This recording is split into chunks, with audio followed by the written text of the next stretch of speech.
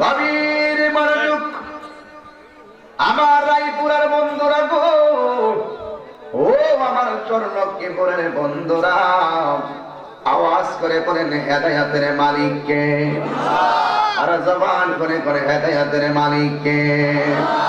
এই জন্য আল্লাহ রাব্বুল আলামিন কোরআনুল কারীমের মধ্যে বলেছেন, উবুদুল্লাহ, তোমরা আল্লাহর ইবাদত করো।